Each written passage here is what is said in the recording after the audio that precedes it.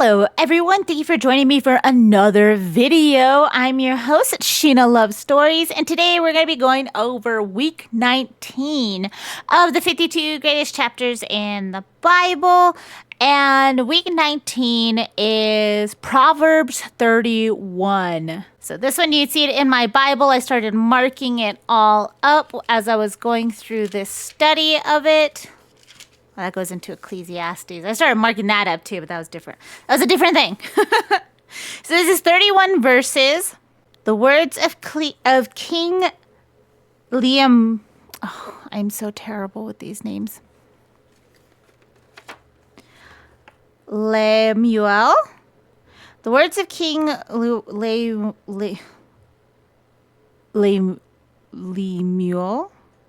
Lemuel, an oracle that his mother taught him. What are you doing, my son? What are you doing, son of my womb? What are you doing, son of my vows? Do not give your strength to women, your ways to those who destroy kings. It is not for kings, O Lemuel. It is not for kings to drink wine or for rulers to take strong drink, lest they drink and forget what has been decreed and pervert the rights of all the afflicted. Give strong drink to the one who is perishing, and wine to those in bitter distress. Let them drink and forget their poverty and remember their misery no more. Open your mouth for the mute, for the rights of all who are destitute. Open your mouth, judge righteously, defend the rights of the poor and needy. An excellent wife who can find, she is far more precious than jewels. Her heart of her husband trusts in her, and he will have no lack of gain. She does him good and not harm all the days of her life. She seeks wool and flax and works with willing hands. She is like the ships of a merchant. She brings her food from afar. She rises while it is yet night and provides food for her household. The portion for her maidens, or in portions for her maidens. She considers a field and buys it with the fruit of her hands. She plants a vineyard. She dresses herself with strength and makes her arms strong. She perceives that her merchandise is profitable. Her lamp does not go out at night. She puts her hands to the distaff, and her hands hold the spindle.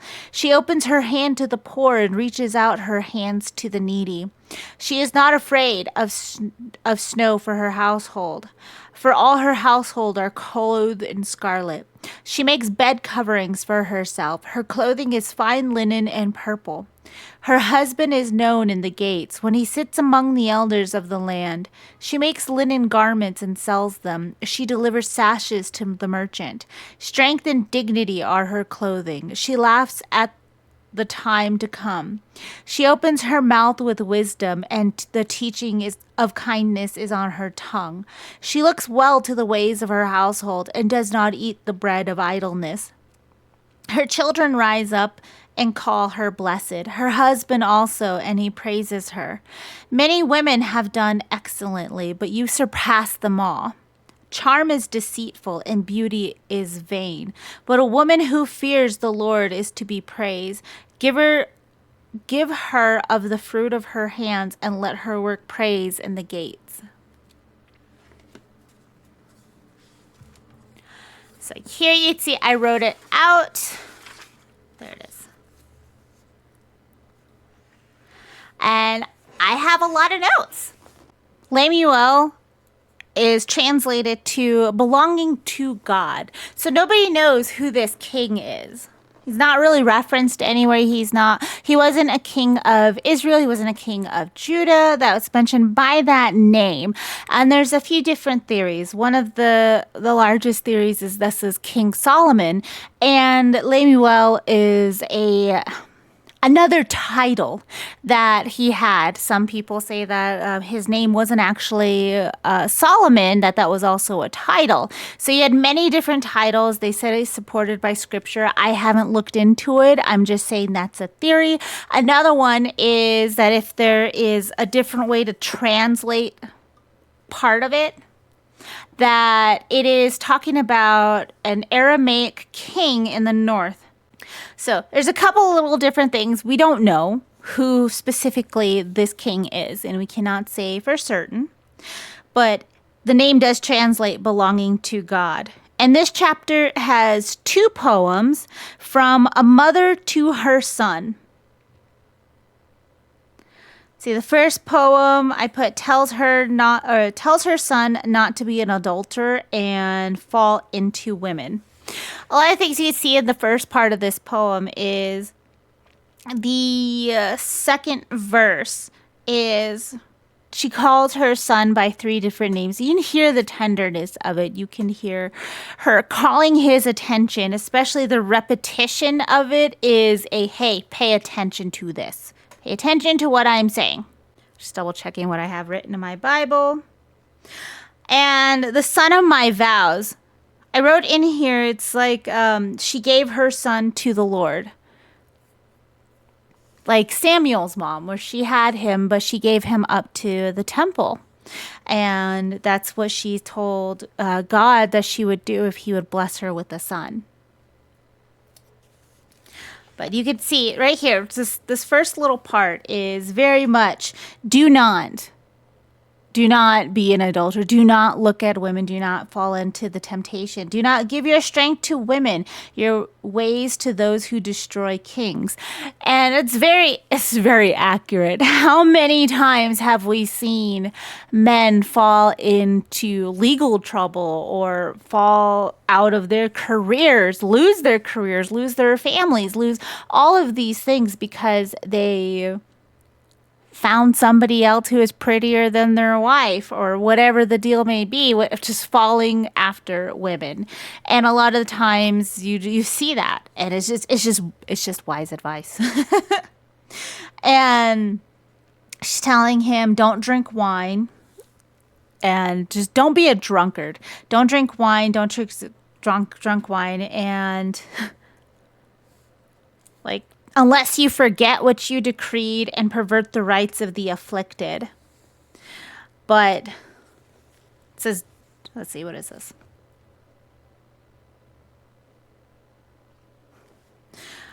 Yeah. Give wine to those or give strong drink to the one who is perishing, and wine to those in bitter distress. Let them drink and forget their poverty and remember their misery no more. So it's okay for them to drink. For those who are poor or in distress or problems, not saying she's not promoting it or anything, but rather let them drink than him drink, and because he has a kingdom to run.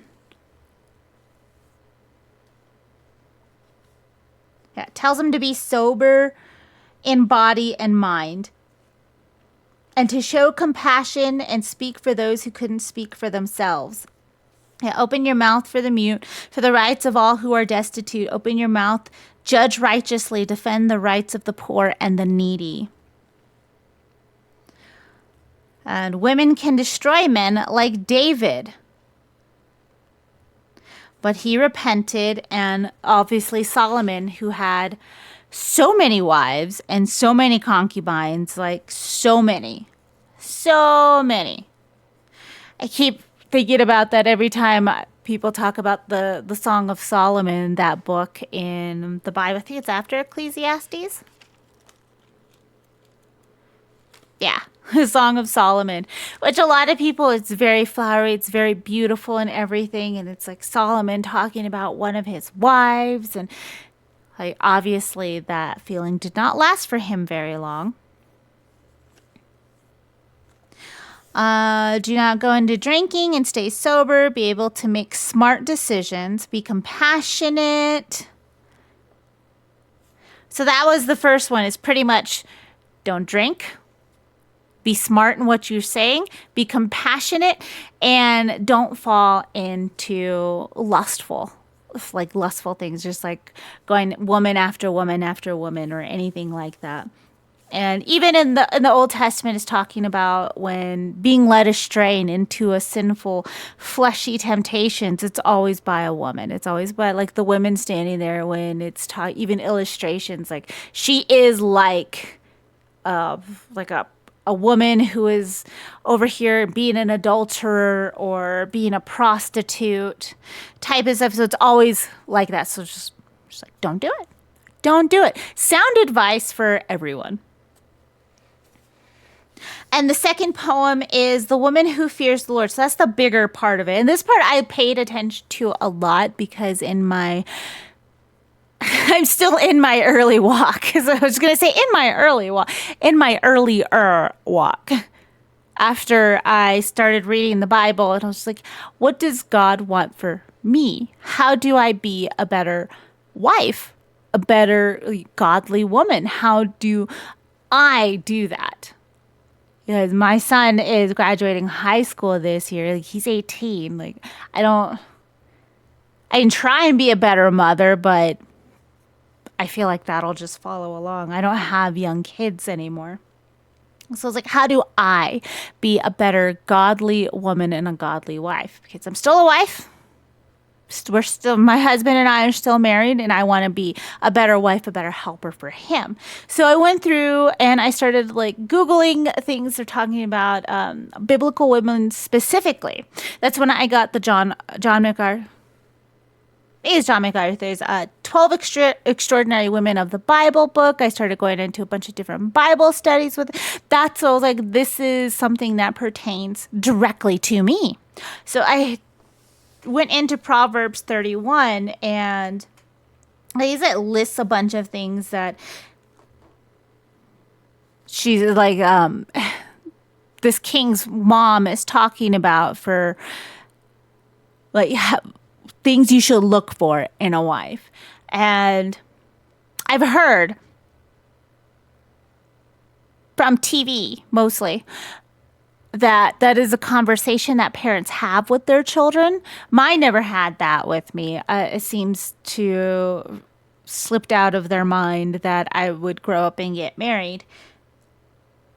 But they didn't have that with my parents. I don't think had that with any of their kids, any of my brothers or sisters, where this is what you should look for in a partner. And having a son, I've had that conversation. It's like, yeah, but I've said a lot of these, like, if it was translated into a more modern way, I have said a lot of these of like, this is what you should look for. This is what you should stay away from. And so I resonate a lot with a mother trying to tell her son what you should stay away from and the type of woman you should be looking for. My first note is it's a mother's wish of a good wife to her son. Telling him this is what he should look for. And this poem is 22 verses, and each start with the letter of the Hebrew alphabet. So it's like Psalm 119. So if you translate this into the ancient Hebrew, it goes through the alphabet. So like 119, where in Psalms, where it's very lyrical, it's very what you would think of a poem where, rhymes. And it could be a lot easier for somebody to remember if they knew ancient Hebrew. And this woman exists, but is hard to find. Finding a good wife, a good partner, a good husband, a good wife is very hard to find. And from what I understand, currently now is even harder to find from when I was going through it. And she is loyal, and her husband trusts her completely. She's an excellent woman. Finds the best material and food for her family, gets up early to make sure her family is ready for the day, is resourceful and strong. Her faithfulness of taking care of her family causes God to like her, and she shares the faith. She has dignity and speaks with wisdom and kindness. She is praised by her family and fears the Lord. And in verse 30, and it's just does not go after pretty women. It's right here. I underline it. Charm is deceitful. Beauty is vain. But a woman who fears the Lord is to be praised. Give her of the fruit of her hands, and let her works praise her in the gates. And that's what the second poem just really breaks down to. A a good godly woman and becoming a good godly wife will put her faith in her family. Her family comes first. She will work really hard for her family to make sure that they have everything that they need. And I see it a lot, like my aunt. She is a Christian woman, and she's been married for as long as I've known to her husband. They have two girls, and she's been a homemaker for most of the time because she had two girls, but she was always taking care of them. She always knew where her girls were. She always knew what they were doing. She always made sure that they had all of the things they could possibly like need, and doing this off of one salary, especially. And I know that it's a big thing where people are saying you can only live off of two salaries. Now, both parents must work in things. And I don't agree with that. My family has been living off of one salary for way over a decade. So it can be done. It's not fun. It's not fun sometimes, but it can be done. But a good wife and a good woman will always go out of her way to go the extra mile to find resources, to do all she can for her family. And you see it a lot in a lot of trying to think of movies that show, but I haven't watched a lot of movies like that. A lot of the movies now that I see are rom-coms of a woman leaving a high-stress job. Well, you know, the Hallmark tropes and things. But I read it in a lot of books of the women, you know, being good. Didn't say they were godly women, but just good moms and wives. And they always were able to find ways to either manipulate a budget, food, or whatever to bring resources to their family. And another things that it brings up in here is that she does work. She does go find a way to earn money by herself outside of her husband bringing home money, which is something that I saw. I think it's a really large misconception about Christian women, especially Christian wives, that they are expected to just stay home and raise babies and that's it. And I'm like, but all of the women in the Bible also worked. It was a very common thing during that time for women to be working. The whole housewife thing of not bringing in any income and just relying on like the husband's income was not really a thing until like the 50s and 60s, and that was post World War II. Before that, all women, like most women, found ways to work. They found ways to work, like unless you were super rich and come from a rich family, you found ways to work. That's why that there was a lot of times with seamstresses and all these things. Like all of these women worked. They all brought in an income to their household. It wasn't just like I'm a housewife and I'm doing nothing else. Unfortunately, in today's current age, that means like a lot of Christian women are falling into MLM. So that's a whole different discussion. I bring that up because it's just a common misconception. I thought that was a thing that Christian like women were expected to do, is just to stay home. And then no, it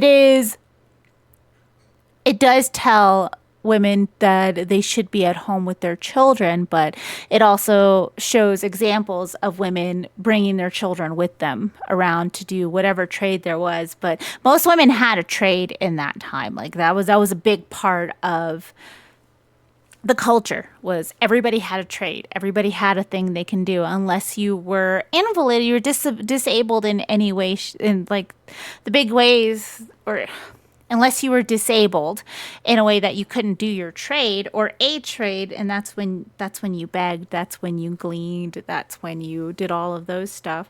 But other than that, most women had a trade, and all men were required to have a trade.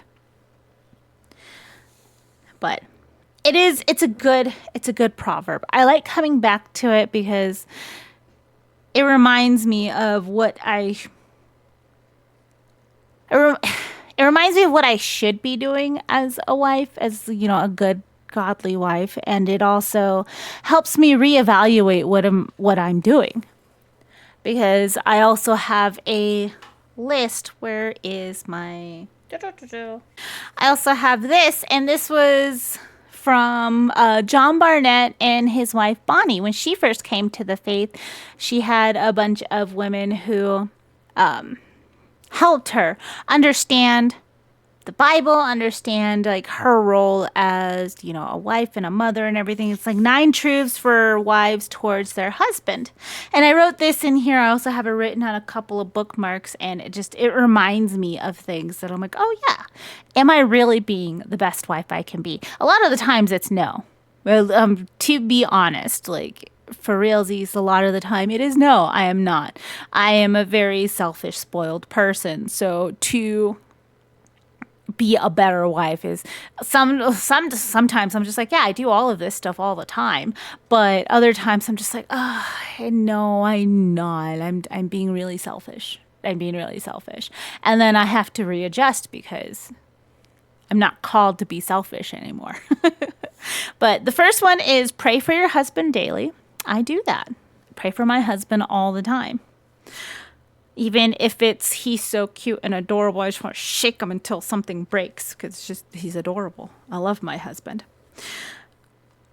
And number 2, plan for him daily. Things like special acts of kindness, dinners, times alone. This one is, I try to do this one, but it's a little bit harder for me because I go out and work. And my husband cooks all the dinners. He's a great cook. I am nowhere near as good a cook. Even when I did cook, it's been over a decade since I cooked. So at this point, I'm lucky if I don't burn something and get it stuck on the stove. But I try to do like times alone, acts of kindness. When I see things that he likes and I have a few extra dollars, I'm like, I'm going to get my husband a little gift, even if it's just a soda from the vending machine. I do things in my head, and I did a lot of things in the before times long ago before I was a Christian. It's just because I love my husband. So every decision, and even in before, was I have my husband in mind before I made any decision whatsoever, even way before. Now I'm more intentional with it. I know why, and and now we're becoming more is better. our synergy is working a lot better now because we're like, oh yeah, we're able to incorporate all of this into it. But I still do a lot of these things, just especially like little acts of kindness, little things, little gifts, spending time with him. There's a lot of times where I'll pull away from what I'm doing online or playing games, streaming, all of these things, all of these extra things. And especially when work picks up and I'm spending more time away from home, I try to spend more time with my husband while I'm at home. Because I love him. I love spending time with him, but I also want to make sure that there's always time for him daily. Even if I'm super busy, I still want to be like, no, I want to spend time with him. And I'm going to spend time with them, even if other things that are not as important fall by the wayside. And I'm fine with that. Number 3, prepare for him daily. Prepare your heart with being clothed with God's love. Prepare your house, your appearance, your greeting. Pray for his arrival. And I'm the one leaving the house, so I don't prepare the house for him. I try to remember to get my stuff out of the way, but again, I'm really bad at that because when I come home, I just kind of take off my shoes and just drop everything there. But I do think about him. I just, like I said, I'm in prayer for him all the time during the day. Hope that he's feeling good. I hope that all the good things happen to him. And when I'm away from him, I worry about, like, is he okay? I just want to check on him. And we're on the phone constantly. So I'm always praying for him and being clothed in God's love. And I feel God's love, so I'm kind of hard to explain. I'm trying to think of the best way to explain it, and it's really hard to explain. But I do feel like my heart is being clothed with God's love, especially when I'm around my husband and I feel that love for him. I don't prepare the house. I'm trying to learn how to clean the house better on my days off. I'm not great at it, but trying. My appearance, I do. I prepare every way I look is when I'm outside the house, it's very practical. My hair's up in a bun. I work outside. So all of my clothes and everything are geared towards that. But when I'm at home, my appearance is for my husband. If my husband likes my hair a certain way or likes the way I wear certain clothes, then I will do that around him because he likes it and I like the way he looks at me. So I prepare my appearance for him. I prepare my greeting for him. I talk to him in a very specific tone that everybody at work knows when I'm on the phone with my husband because my tone changes and the way I talk to him is a lot different from a lot of people, from the way I talk to everybody else, really. Pray for his arrival. I pray for him all the time. And I pray that I get to see him safely and soundly, especially when I'm outside. Please him daily. I try to.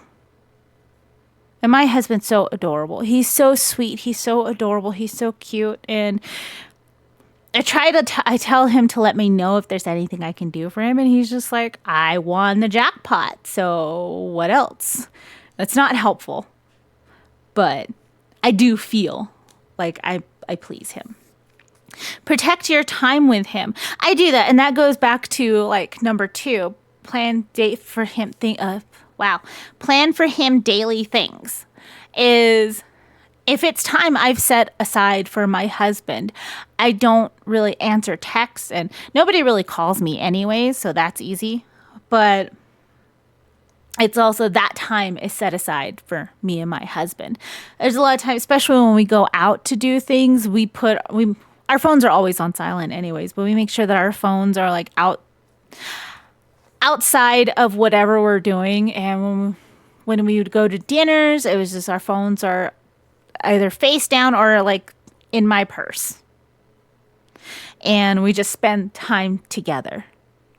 And even when we don't go out or anything, we're just here, we put our phones off to the side unless we're both on our phones at the same time scrolling through like Reddit or YouTube and showing each other funny things that we're seeing or anything like that. Like other than that, it's just us together. And I do protect that time with him. If I was more busy, it would be a lot harder to do, but this has been years and years and years of me telling people like I can't do that. No, I'm gonna go home and spend time with my husband now. That is it's a fact.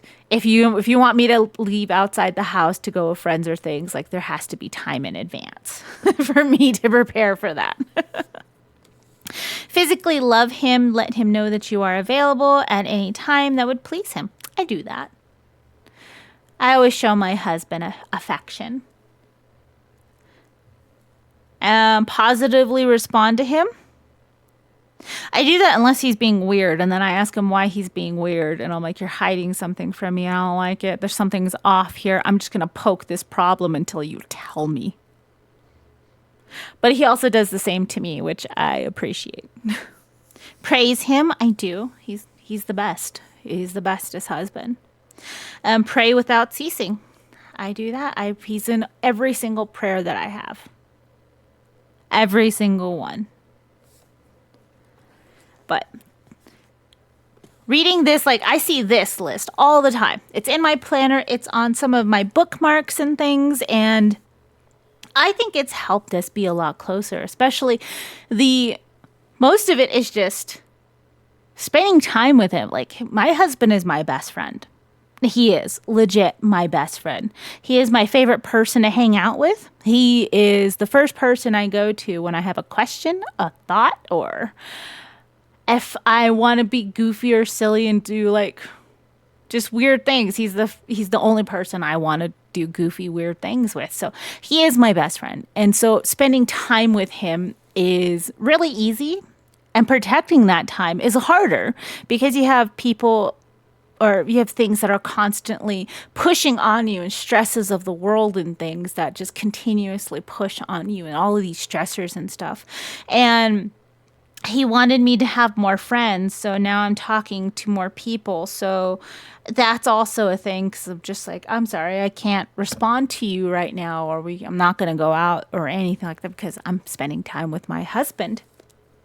So that has helped, I think, our marriage a lot. But like I said, we've always we've always been close like this. We've always done stuff together. Like, he's always been my best friend. So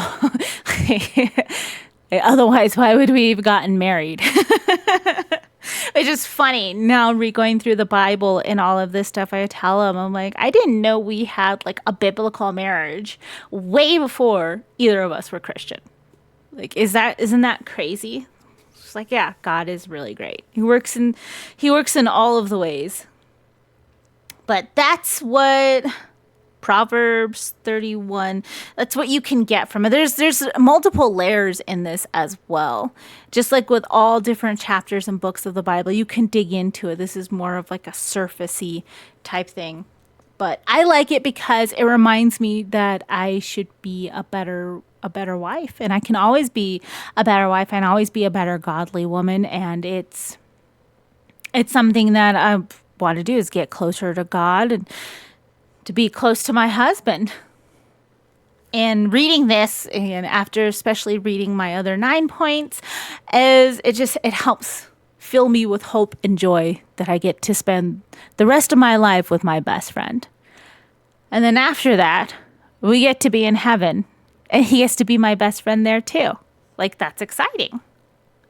But my prayer points are: please help me to be a godly wife and woman. Please let my sons find a godly wife, if it is in your plan for them, because everything is for God's will. Nothing happens outside of God's will. So if it is God's will to bring, or for my sons to get married and have children, I always pray that God brings them godly women into their lives. And help me to better submit to my husband and put the needs of my family first. Like I said, going all the way back into Genesis, submitting to your husband, it's not what a lot of people think it is. Like, it's not just like, shut up, woman, and don't say anything, and like, don't fight back. Like I said, my husband and I have had a more biblical marriage going back to when we first got married. And a lot of that is the needs of my family go first. Always. And there's been a couple of times where I'm really selfish and I'm like, no, I want to do what I want to do when I want to do it, which is right now, because I'm impulsive. And that's always led to, now we are in a financial hole, or now I'm mad, or now somebody's mad, or all of these just problems. It always led to problems. It's always led to problems. But the needs of my family go first. And even when I do that, or my husband is being a little selfish, it's never to the detriment of our family. Like, the financial holes I've put us in are not crazy ridiculous. It's like, all right, now we have like $16 in our account until payday.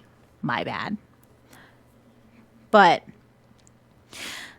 it's the needs of my family go first. And like I said, submission for a godly woman, especially in Christian marriages, it's a lot different. It's just, you can go into Ephesians 5, you can go to 2 Timothy. There's so many good teachings of how to be a godly wife, but also how to be a godly husband. I feel like a lot of people miss that. They're always talking about wives submit to your husbands, but I'm like, they never talk about husbands, love your wives like Jesus loved the church. They don't talk about her body is your body and your body is her body. They don't talk about the ebb and flow of it, because going all the way back to Genesis is, man will leave his mother and father and join with his wife, and they shall become one flesh.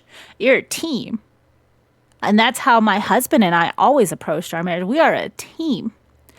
And through all of these years of putting the family first, like when we think of like finances or things we want to get or anything, it's always, my first thought in my head is, how is this going to affect the family? Right now, the family is just me and my husband. So how is this going to affect my husband? And there's a little checklist in my head of, is this even something that I'm going to bring up to my husband that we're going to talk about? And my husband's so adorable and sweet. If I want something, he'll make it happen. So I have to do the checklist on myself too. Is this something I really want? Because my husband's love language is giving me gifts. So if I say, even in passing, I want something, he's going to find a way to get it for me. It's really great. I love it. But there's a lot of times where I'm like, that's not feasible for us at this time. So I have to be careful on things that I bring up to my husband. And so it's a weird problem to have. Like, it's a weird non-problem to have. But it's always the needs of the family go before any individual person's wants and needs. And submitting to my husband is, I don't know how to explain it. It is if he doesn't want me to do something, I won't do it. It's not because he's being aggressive or he's being controlling or domineering. We've discussed this. We've always talked. Anytime I don't want him to do something or he doesn't want me to do something, it's always a lengthy conversation where we explain thoughts, feelings, and the whole decision-making tree that goes behind it. And we discuss this and come to it after a whole long conversation of, yes, this is not the best thing that I should be doing or that you should be doing. And it's not him just saying, you can't do this. Like, my marriage is not like that. Everything in my marriage is a discussion. It is us talking to each other and explaining how we're thinking. To the point now, again, we've been married for so long now that I can pretty much have a whole conversation with him in my head. And this has happened where we have a whole conversation with each other in our heads separately. But we still know about it enough that when we bring it up to each other, we've had to stop and be like, did I talk to you about this in person or in my head? And when we talk about it, we're like, oh, yeah, that was totally in your head. But apparently in your head, me also agrees with everything that that you thought in your head me would agree with. And it's a common thing for that to happen. So we're constantly talking to it. It doesn't matter if we talked about it before. We revisit so many subjects and things, and we're just constantly talking to each other. And it's really great. But yes, I do submit to he's the head of the household. He handles all of the financial decisions. He handles like the whole household dynamic. But he's never domineering because he loves me. And again, this is the whole part that I feel like a lot of people are missing with the Christian marriage is husband, love your wives. He is never domineering because he puts me first and I put him first. And it's a really nice place to be. But there's some times where I get stubborn. And I'm told that I am very stubborn a lot of the time. And apparently it's genetic and it goes all the way back. So a lot of times I get stubborn and I get annoyed with something, especially if certain phrases are used. I'll lock out against something just because I don't like what that phrase is related to in my head. But at this point in our marriage, my husband knows all those terms now, so he rephrases things for me. So I'm not as stubborn as I usually am. I don't think. He may say otherwise. I don't know. I feel like I'm not as stubborn, but I have been known to be super stubborn. So there's a lot of times like, yes, help me submit to my husband. Just like it's in my prayers daily, help me submit to my husband the way that God has designed me to. And I also pray that my husband is a better leader of our household, just like God designed him to be. So we all have our roles and our places. And if we perform our roles, everything works really well together. And help me not to be lazy and to be in your word. That was a big one. I am super lazy. If I sit down and I take off my shoes, and especially if I get like a snack or like a glass of wine, there's a lot of times that's it. That's all I am. That's all. If I can't reach something from my little nest on the couch, I'm not getting up. I'm not doing anything. It's just I get lazy really easily.